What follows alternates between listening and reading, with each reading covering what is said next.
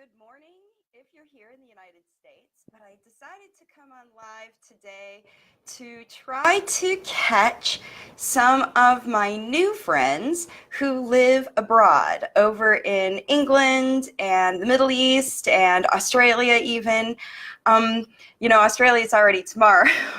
But I often, I'm up early in the morning sometimes doing my social media work, and I run into folks online who live places far away. And I know that I have a lot of friends who are out there in places other than the United States. So today I wanted to say hello to you, and I'm going to talk a little bit on this live about communication systems and how they work and sometimes don't for families.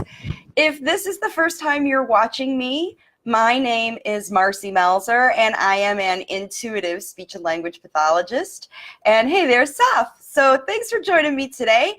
And I do what I do. I am a coach and consultant for parents. My cat is having a, a comment here today, if you hear her meowing.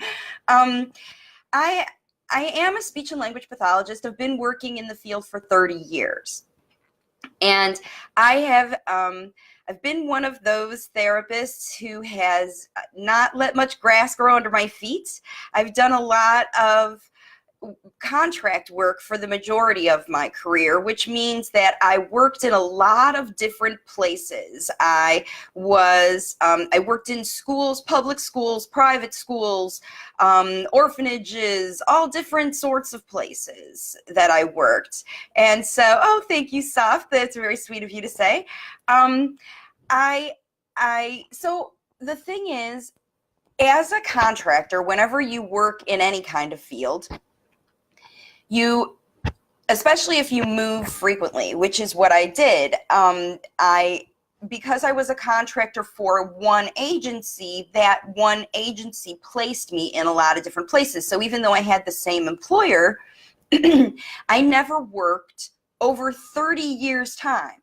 I never worked at one facility for longer than about 2 years' time was the most. Over 30 years of therapy practice. So, excuse me, getting going this morning. Here it is morning time. It's 7:15 in the morning where I live right now. So all my typical friends are sleeping, probably most of them, because I have a lot of friends I know here in the United States. But I also know that I have friends that are over in England and the Eurozone, and so what happens often, because I talk to people all over the world and do strategy sessions for you, like I said, what I do as a speech pathologist now is, after working as a career, I sort of got off on a tangent there, as I worked in the field as a speech pathologist in all those different places, I think that was my way, or the universe's way, of teaching me how to do speech therapy with a lot of different people who are in a lot of different places and work in a lot of different systems. So I worked in education systems, I worked in hospital systems, I worked in nursing home systems, I worked in, like I said, private school, public school. Some were government funded, some were charity funded, some all different kinds of things. So every time as a therapist in a system, you go to work at a place, especially as a contractor, you're there to fit in. It was my job to fit in with all of those systems wherever I worked. And so what that did for me over the years was teach me about systems and how they work, as far as how does a family, because I didn't go out in those years, I didn't go out and find the clients who I was working with, they were assigned to me. They said to me, whoever I was working for, contracting to, they said, you go and see these people and help them with their communication. Boom, that's your job. I don't get to pick. They are whoever they are, and that's how it goes as a speech therapist. If you work for a agency, clinic, school, wherever, as a speech pathologist, you see the clients who you're given. Unless you own the show and you decide who you want to work with. But most speech pathologists don't have that luxury at all, because they are existing in systems that are based on reimbursement, because speech therapy, like everything else, is a business, right? So, we have to go and find a way to get paid to work, just like everybody else. And so most speech therapists go and get a job, and they work for whatever kind of facility it is. And, because they're licensed, they're able to take insurance, they do, or they don't, whatever they do for their reimbursement system. But every reimbursement system, every single one, that is its own system, okay? And so whenever systems involve exchanging money, there are rules, and that's just how it goes. So when you're in system that is medically based, for example, that system will require, if they are being funded, that hospital, clinic, whatever, if they're paying the bills, including your salary as a speech therapist, with insurance money, then the insurance has rules about how they'll pay that money to the facility. The therapist, or the service that they're paying for, which would be the speech therapy, has to be provided in a certain way to meet the rules for the reimbursement system, right? So what happens is, if it's funded by the NIH, if you're in Canada or in England, where they have national health, in order for speech therapy to be paid by the national health, or here in the United States, the insurance company, or even if it is a insurance companies in the United States are private. So a lot of places, like I've talked to families all over the world. Families and then the other thing that happens is, when you move house or move country, or you're living on a visa in a new place, you're an expat like that, you also have to deal with the system of your residency compared to the system of the reimbursement for the speech therapy services. So the system where the speech therapy is provided is reimbursed by a reimbursement system that has rules. And every system, the building, the clinic, the facility has rules, and then the reimbursement system also has rules. And usually the facility rules are based on the reimbursement rules, because if they don't follow the rules, they're not going to get paid. So what happens, and I'm talking about these rules and systems today live, because I think, from what I hear from families who I talk to, those systems have, the rules are what make it difficult for families to take advantage of those services. And the rules also make it difficult for speech and language therapists, pathologists, speech and language teachers, speech therapists, and all other therapists. They have struggles to operate within those rules too sometimes. And what happened to me and why I don't work in those systems anymore is because increasingly here in the United States, those reimbursement systems were dictating how I was working with families, and it didn't jive with me anymore. For example, there is a very significant rise in the diagnosis of autism. Significant rise in the number of children being diagnosed with autism spectrum disorders, autism, ASD, whatever. And it's strongly related. I know this because I've worked in the system that does it, okay? The numbers of those children are, I believe, strongly and directly related to these reimbursement systems. And here's why. One of the number one rules for most available funding sources that provide for services for families, the number one rule for those systems is that a child has an ASD diagnosis. And this is happening throughout the world. And it's happening, and it's actually the newest trend in the struggle for speech therapy to be paid for. It's kind of crazy how the system works like that. Back when I started in the late 90s here in the United States, the funding system that speech therapy providers jumped on, or not even, it wasn't the therapists, it was the companies that were hiring them, the companies that were, using them as a service.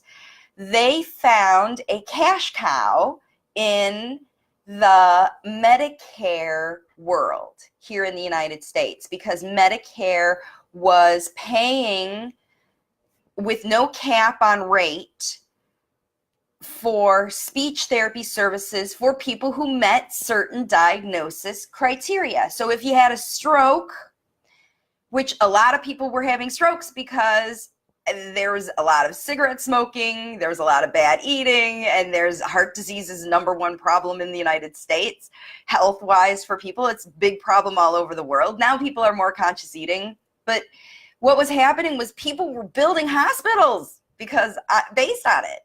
And all of these companies, private companies, were building hospitals and funding their hospitals on therapy service money coming from the government.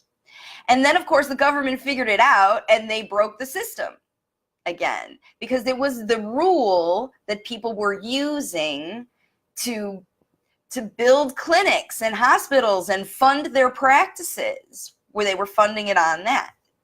So then that was the first system that broke.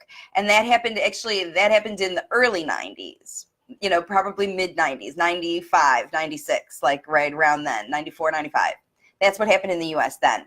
And then what happened, and I was living in Illinois at that point, and in the United States, things are different state by state as far as money is operated, because Medicare is a government money that gets allocated. It was, a federally funded program, but in each individual state, as far as children, so that was a whole different population. People were, a lot of speech therapists lost their jobs, because their jobs were funded on these systems, and then the systems broke because the government ran out of money, or they reallocated that budget, and then they had to change the rules because they didn't have the money to just keep paying people to build their hospitals, and so they made it too restrictive.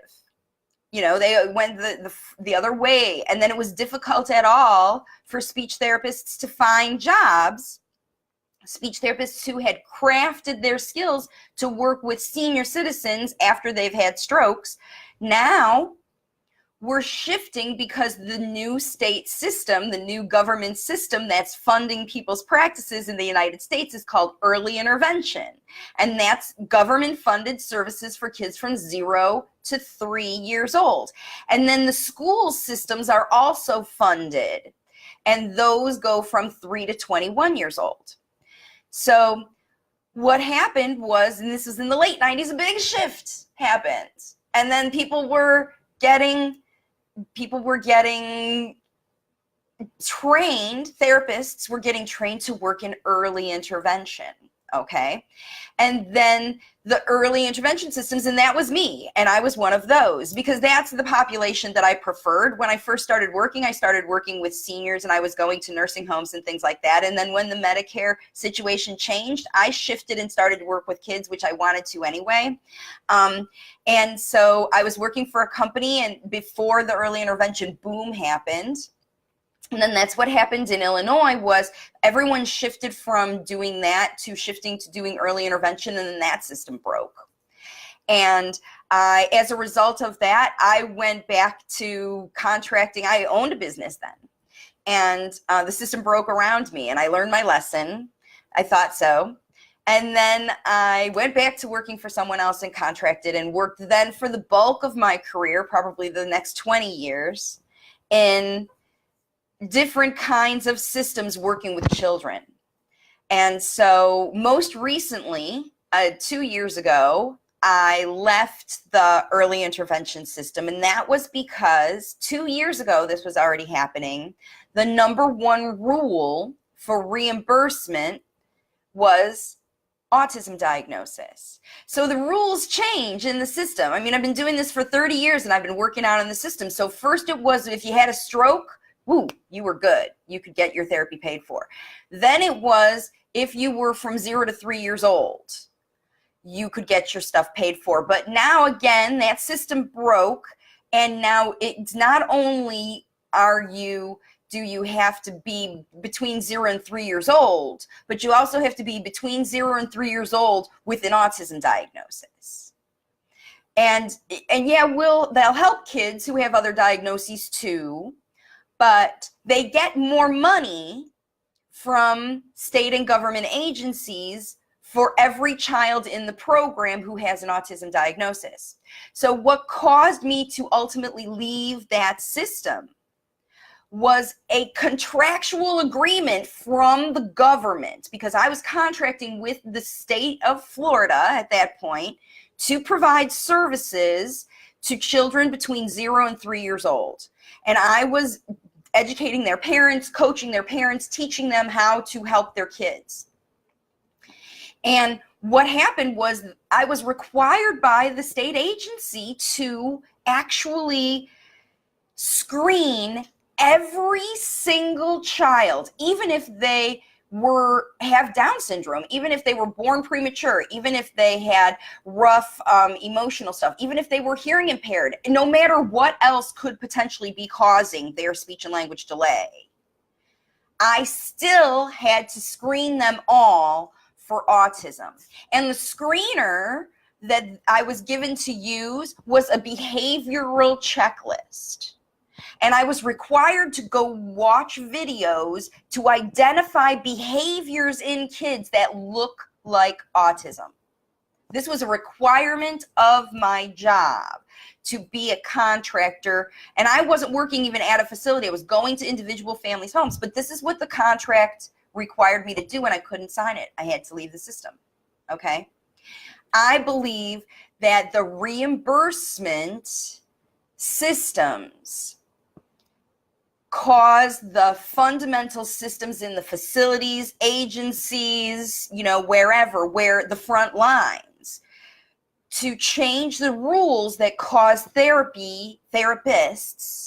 to not be able to serve families in the way we want to serve families. Because it's not right to screen every child for any disorder, no matter what the disorder is. It's not right. It's not clinically, ethically appropriate for someone who has a speech therapy accreditation. It's not appropriate for us to screen every person for one disorder. It's not appropriate. And it's unethical because it's based on reimbursement. And so I had to leave the system. I had to leave it. And so additionally, my own frustration, because I was like, this isn't helping me share my talent to help families. I have to find a way to bring my kind of assistance to people. And in the process of changing my system, I created my own.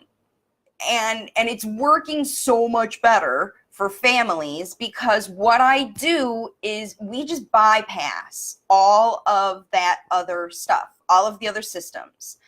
Because ultimately, what happens is the reimbursement system rules change the facility, agency, fundamental system rules, therapy provision, service provision system rules. It changes them, and then it restricts the therapist. But what it also does is it restricts the families. Like, who hurts from, who's harmed from all of this system problems? It's the children, it's the patient, it's the person who suffers from communication delay. And in a child's case, it's the whole family suffers, okay? Because when a child can't communicate effectively, when they have language inside of them and they need assistance to get it out, and the system is broken, where even the best therapists, I can't say that speech therapy doesn't work for families, because speech therapists are crummy. Speech therapists, by and large, are amazing. We have huge training, massive training in the United States. You have to have a master's degree, and you have to do a ton of therapy with massive supervision. And then even after you go to college, you have to work for 9 months under very close supervision to make sure that you're doing what you're doing correctly in the workplace, in the system, okay? So part of that thing with training right now and these days is that in your first job after you get your degree in speech therapy, you have to learn how to work in the system that you choose to work in, the hospital, school, private, public, government funded, agency funded, whatever, okay? You have to figure it out, because we go to work. We go to college. There's a lot of college, very expensive student loans, all that stuff, and they go to college. So the thing is, what happens, hey, there's Tracy and Nancy and Norma. Thanks for joining me, everybody. Early morning live for some of you. The problem then, it happens for the parents, because if these systems are broken, and the therapists are required to provide therapy that doesn't jive with how they feel internally, they should be working with families, then it's not going to be effective, right? It's going to be limited in amount of time you get, because always systems charge by the visit to the minute. You know what I mean? You pay for a session, but a session is only a certain period of time. An hour, 30 minutes, once a week, twice a week, 3 times a week, 4 times a week, If it's ABA that you're doing, you might be at a school or a facility, or someone comes to your house, but that's multiple hours a week. And that ABA therapist is not a speech therapist, but those are services. They help with behaviors, OT, speech, PT, all of it. It's all provided on a hourly or by the minute or by the session situation, because the reimbursements come to those people not just to provide services for your kiddo, but literally by the minute, hour, session. Those systems have to, request reimbursement for the session of therapy they provide to your son, child, daughter. whoever. And so parents have to rely and count. I mean, this requires, all those systems require you as a parent to understand them, in addition to the facility understanding them, because those systems that pay that money, they make those rules to make it hard to pay, so they don't have to pay. So they make the facilities jump through hoops.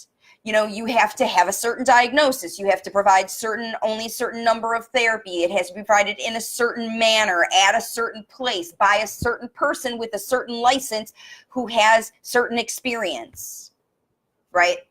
Rules as far as the system. And I know that there's a lot of parents who can't help it because they don't have funds, private funds, to be able to pay for therapy. Or they think they don't, or they don't have it to allocate, or they don't even have it available, right? I mean, you know, maybe, and I think this is the other thing that happens, certainly in the United States, parents don't know, they don't have any other option other than these systems. So even if they want therapy at all, you know, now more and more therapists like me are working privately because we can't work in those systems anymore. There's lots of us out there, I know there are. And different therapy people, so what they've done is just gone private, and folks have to invest their private money to go to a therapist to bypass the system. Okay, it's the best way for you to get most effective therapy for your child, is to bypass the system. I worked in the system for 30 years, and in my program now, I coach parents in how to bypass the system or work the system as much as they can. You can't help it. It's the system. It's where you live. It's how it's paid for. It's all about what's going on, right? So what you have to figure out, folks, is how can you get a therapist to help you learn how to help your child, right? At this point, it's all about how to work around it or with it so that you can get help for your child. Okay, so what I do, and that was kind of a long explanation about the therapy systems, and if you're in it, if you're in the thick of it, no matter how old the person in your life is, if they are a senior and they've had a stroke and you're trying to get therapy or you're trying to get help, you know that it's very limited what Medicare, Medicaid, or the government's going to provide you. If you have a young child, and literally a child of any age, and you're trying to get speech and language help for your child, that's going to be performed by another speech therapist, and get that paid for by a government, you're going to have to jump through hoops. It's going to, you know, it's just like that. But if you want help that's going to really help your child, then first of all, you have to find a therapist who is willing to bypass the system, bypass the rules, and focus on your child, okay? You have to find someone who can dig into your family, your situation, your system, not the government system, your family system. And when you find an interventionist, doctor, therapist, whoever, who understands how your system works, your family communication, your child's physiological system, you know, your family dynamic. You might have an only child, you might have 10. It doesn't matter. That practitioner needs to figure out your system, and then when you communicate your system and that therapist can understand what's going on, then they can help you precisely, okay? So that's what I do with families now, is we bypass the system and I figure out your family system, how communication works or doesn't, or where it breaks down. Because if, you know, you're watching this video, you have some kind of communication breakdown in your family, all right? And it's not just about your child and fixing their problem. if you want the whole system, the communication system in your family to be fixed, you have to do it yourself. In your household, you created this system. You need to know that it's you who put this system together. It's you who caused this situation to happen. And could be it started with your child. You know, most kids who are not using verbal speech are using something to communicate with you. They're using behavior, they're using something. And when kids use behavior or gestures or signs or looks or telepathy or energy or whatever they're using to communicate with you, and it works, then they learn that starts to be part of the system. Okay, if they use a sign like this to mean more, and you allow that sign to be their only communication, or you even teach them to use more and more signs in your house, that's the system that you are creating in your household, right? And if that system is broken, then you are the one that needs to fix it. You need to course correct. You know, with communication, if that period of time between 9 months and 19 to 20 months, your child missed good speech and language exposure, if your child missed it for whatever reason, because they were sick, because for whatever reason, they couldn't pay attention, they were concentrating on other things. There's a million reasons. It's a different reason for every child, okay? 1 in 10 kids missed it, okay? 1 in 10 children missed their key exposure. Hey, Brianna, one of those kids, 1 in 10 kids missed that key exposure between 9 months and 19 months of good, clear speech for whatever reason. And that got them late talking, okay? That's why I tell everybody that I help late talking kids. They missed it during their time, the time when speech and language systems are developing. Spoken speech and language systems start to develop in an individual between 9 months and 19 months, and then they keep going the rest of your life. But that key time, right? If your kids missed it, they're going to come up with their own communication system. They're going to use something else, and so are you. Because if they're not responding to your words, you're going to show them physically. If you say, give me your hand, and they don't, you're going to take their hand. If they can't figure something out, you're going to show them physically how to do it. You've been doing it their whole life as their parent, okay? And so then the system changes. The system shifts and allows you to, you know, communicate with your child, understand what they want somehow. And so a new system develops. That verbal speech system that didn't happen gets shifted, and you get going down a wrong path, a different path, a nonverbal communication path, all right? And when you get going down that path, then it breaks down, because nonverbal communication isn't as effective as speech. It's not as, it limits you, because like if you're learning sign language and you know 10 signs, by the time you learn 10 signs, you could be understanding, like your child, you must be saying to them hundreds of thousands of words. By the time they learn 10 signs, if they're 2.5 or 3 years old and they have 10 signs, they must understand gajillions more words than they are able to express. They must understand a lot more language than they're able to tell you. So the system breaks, and then frustration sets in. Okay, so it's just like what happened with the reimbursement system that I talked about at the beginning of this video, right? Sometimes systems break, and then you have to shift and come up with a new system. And so that's what I do with parents, is I teach you how to change the system in your house, because the speech therapist at the clinic or the hospital or the outpatient or the early intervention program or the whatever, any speech therapist working in a system is going to have rules that limit their ability to teach your child, even if it's just time is their limit. They may only get to see your child a half hour a week, 30 minutes a week, sometimes even an hour a month. You know, there's no way that 1 hour a month of intervention with a speech pathologist is going to help your child learn to communicate better. Zero.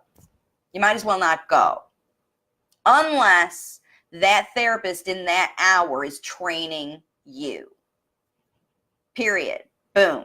In fact, if you are going to speech therapy, you should be using that speech therapist as a resource to teach you. You should be. If you're not, you're missing out. Because in order to see effective speech, in order to change the system in your house, you have to intervene a lot. You have to work with your children a ton. Like my friend Mark said, 8 to 10 hours a week of language stimulation facilitation. It takes 8 to 10 hours a week of effective language facilitation for a child to see fast improvement. And if you're getting an hour a month, it's going to take you 8 to 10 months, and that's like not even enough to, it's not even enough. It's not enough, period. That intervention is not enough. And I know that it happens all over in the United States too, if people live in rural areas. And this is, again, for people who live in other countries where there's not the national health. You don't have the things that they have in the United States. In India, in the Philippines, in Singapore, in the Far East. I mean, there's no systems even for you to be able to take your child to. They're limited. And if they are, they're expensive. They're limited as far as time. They're limited as far as resources. And they're not able to provide your child with 8 to 10 hours a week, every week, of language facilitation stimulation that they need to make that much improvement. That's how much it takes. There's studies that prove it. Okay? And when you do take on, what that turns out to be is about an hour and a half a day, 90 minutes a day of language facilitation. It doesn't have to be all in one sitting either. It has to be in the course of a waking day, 90 minutes of time that you are working on facilitating, communicating in a therapeutic way with your child during your everyday activities. That's what I coach parents how to do. Do it during everyday things that you do, okay? But when you do that, when you do provide 90 minutes a day or more of language facilitation for your child in your home, or they receive it from one source or another, right? Then you can see fast improvement, really nice fast improvement. And that's what happens for the parents in my program, okay? They do work every day. Now, do all of them get 90 minutes every day? No. But they make up for it because they know how to do language facilitation in the car. They know how to do it in the bathtub. They know how to do it I just did a video on that, by the way. If you're just watching this video, if you're just jumping on now live, hey everybody, I'm on early. It's before 8 a.m. trying to catch some people who live in different countries live to see if they can hang on, and also just folks who are early risers. I know that a lot of people get up early, so we're talking about systems today. And if you're watching this on the replay, it's been a kind of a long video where I've talked about the whole communication services industry. is all made up of systems, provision systems, reimbursement systems, and all those systems have rules, okay? And it all comes down to the systems in your house, because reimbursement system, therapy provision system, therapist system, none of that matters unless you change the communication systems in your home, because that's where your child's communicating 99% of their time. Maybe if they're go to school, maybe they're communicating 60% of their time at home, 60-40, because they're at school, you know, the bulk of their day, or kinder or reception or daycare or somebody's house. But even if they're at that school, if they're at school or daycare or something like that, then they're getting lots of nice language facilitation at school. So it's not as though those school experiences, unless your child's sitting staring at a wall, and then they aren't in the right school. But if your child goes to some kind of program, they're getting language facilitation there from professionals, which is great. And they may not be getting an hour and a half a day, but then you make up for it at home, right? You have to change the system in your house to get your child learning how to go from the nonverbal stuff and shift back onto course to get them using verbal speech. And in order to do that, you have to facilitate verbal speech 90 minutes a day. Not do PECS training or sign language practice or teach your child how to say the sign for more. It's all about talking. You have to practice talking 90 minutes a day with your child, facilitating language, all right? So I hope every parent can reach you. Thanks, Hope. That's really great to say. Yeah, I think that's the thing. And what's good, what's cool about the system that I've come up with to help parents do that is the only way that you can facilitate language effectively, right, is to know how to do it. And you can't rely. You have to know how to do it yourself. And then you have to do it. So you have to do it 90 minutes a day, but you have to know how to do it the right way, okay? So that's why if you go to therapy, you definitely need to be spending 15 minutes at least of your therapy session, even if your therapy session is only 30 minutes long, okay? You need to be spending at least 15 minutes with your therapist. If you're getting government funded therapy, every session, 15 minutes getting training. You need to have that therapist teach you how to change your system at home, period. You need to let them know what the problems are that you're having, and then you need to learn the exact strategies you need to overcome those problems in your house. That's what you need to do. If your child is nonverbal and using a nonverbal communication system, and you know there's words inside, that's what you have to do. You have to learn how to do language facilitation 90 minutes a day. That's it. And do it. And when you do, you average 8 to 10 hours a week of language facilitation the right way, facilitating verbal speech with your child, it'll happen. And it does. I've proven it with 30 families all over the world in all different kinds of cultures using multiple languages. All right? 100% of those families are seeing new language with their kids because they use that formula.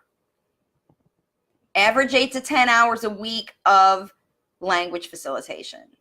That's all you have to do. But you have to do it right, and it has to be verbal language. Okay? So that's how you have to fix your system. And unless you do it, you're the mom and dad, you run the household, you are in control. It may seem like your child with autism or Down syndrome or developmental delay or global developmental delay or any of those diagnoses, sensory processing issues, behavior problems, all of that stuff. It may seem like your child is running the show and you are changing systems based on their needs. I know you are. You have to as a parent, okay? But an effective speech pathologist like me, or, you know, like I said, there's lots of them out there. There's lots of them out there. But the key, the real key, is to not rely on that therapist to fix your kid. You can't. They can't do it. There's not enough time. Now, they have the knowledge that you need. And an effective speech pathologist can coach you through. And so what I did in putting my Waves of Communication program together is make that kind of training accessible to parents everywhere, all over the world, as long as you can speak English, because I only speak English. And so if you want to know how to learn exactly the strategies you need to solve the systems in your house, to change the systems in your house. It's not solving systems, it's changing systems to solve problems is what it is. And when you want to know how to do that, then you can reach out to me and I can explain. And you can check it out on my website, wavesofcommunication.com. I don't want to make this a big sales video. I just want to let you know that that is what it takes, okay? The government system for service provision for kids with autism isn't going to help you change the system in your home, okay? If they do, then jump on it, because that's what you need, okay? All right, so that's going to be it for this early morning live. Have a fabulous weekend, everybody, especially those of you who are watching this on the replay. Give me a like if you see it again. I know, like, this was kind of a serious thing, talking about systems, that the universe guided me to bring this up and sort of explain what happens. Like, how does it end up that someone works for 30 years in the field and just gives up on the system? It's because it doesn't work. The system that you need to focus on, the system that the universe guides me to help you focus on, is in your house, okay? So if you need help with that, reach out to me, wavesofcommunication.com, or right here on this video. And I'll see you all on my next live video. Have a great weekend.